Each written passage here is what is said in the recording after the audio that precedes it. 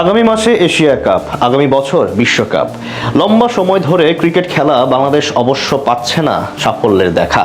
তবে এবার স্বপ্ন দেখতেই পারে একটি ট্রফি ছুঁয়ে দেখার, যদিও সেজন্য করতে হবে প্রচেষ্টা।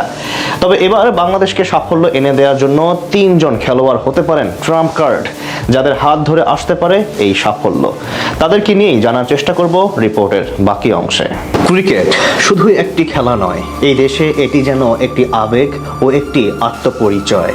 বাংলাদেশের মানুষের হৃদয়ের সঙ্গে এত গভীরভাবে যে খেলাটি জড়িয়ে গেছে সেটা হচ্ছে ক্রিকেট। কিন্তু এই আবেগের বিপরীতে যদি কেউ হিসাব করে সাফল্যের পরিমাণ, তাহলে উত্তরটা হতাশাজনকই। কোনো আইসিসি ট্রফি নেই, এশিয়া কাপও অধরায় রয়ে গেছে, আর ধারাবাহিকতা তো বহু দূরের কথা। তবুও আশ্চর্যের বিষয় হলো সমর্থকদের ভালোবাসায় কোনো ঘাটতি নেই। এখনও গ্যালারিতে উন্মাদনা থাকে সব সময়। সমর্থকেরা জানেন না দল জিতবে কি জিতবে না, তবুও তারা জার্সি পরে আসেন, পতাকা হাতে মাঠে দাঁড়ান, গলা ফাটান প্রিয় তারকার জন্য।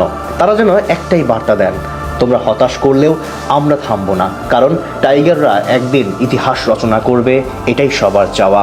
যদি প্রত্যাশা হয় আকাশ ছোঁয়া, তবে স্বপ্ন কেন কম হবে? আর সেটা হয়ে যাক না এবছরে।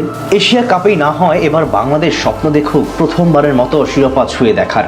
যদিও সেই স্বপ্ন পূরণে পাড়ি দিতে হবে লম্বা পথ, বাংলাদেশকেও এগিয়ে যেতে হবে। তবে এই টুর্নামেন্ট কিংবা আসন্ন বিশ্বকাপে ভালো করতে গেলে লাগবে ট্রাম্প কার্ড, যারা বাংলাদেশকে সাহায্য করবে বড় কিছু জয় করতে, যাদের পারফরম্যান্স গড়ে দিতে পারে পার্থক্য।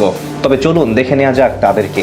বাংলাদেশ ক্রিকেটে ফেয়ারলেস মানসিকতা নিয়ে খেলা খেলোয়াড়ের সংখ্যা খুবই সীমিত, আর এই তালিকার শুরুর দিকেই জায়গা করে নেন পারভেজ হোসেন ইমন। ব্যাট হাতে মাঠে নামলেই যেন বোঝাতে চান, আমি এসেছি চালিয়ে খেলার জন্য, ভয় পেয়ে নয়।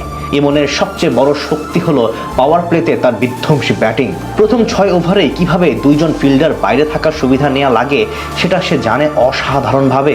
কাভার ড্রাইভ, পুল, স্লগ, প্রতিটি শটেই থাকে আত্মবিশ্বাস আর আগ্রাসনের মিশ্রণ। তার ব্যাটে প্রথম দিকে দ্রুত রান উঠলে গোটা দলের রানের ভিত্তি তৈরি হয়ে যায়।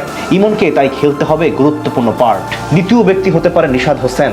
লেগ স্পিনার হিসেবে তার ভেরিয়েশন অসাধারণ। গুগলি, টপ স্পিন, স্লোয়ার সবকিছু রয়েছে তার হাতের মুঠোয়। টি-20 ফরম্যাটে লেগ স্পিনাররা ম্যাচ ঘোরানোর জন্য দারুণ গুরুত্বপূর্ণ, বিশেষ করে মিডল ওভারে করতে পারেন ব্যাটিং। সব মিলিয়ে তাকে নিয়ে থাকবে আশা।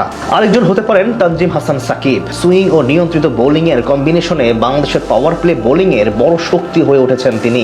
প্রথম 6 ওভারে ব্রেক থ্রু এনে দিতে পারেন, পাশাপাশি ডেথ ওভারে ইয়র্কার ও স্লোয়ারেও দক্ষতা বাড়াচ্ছেন।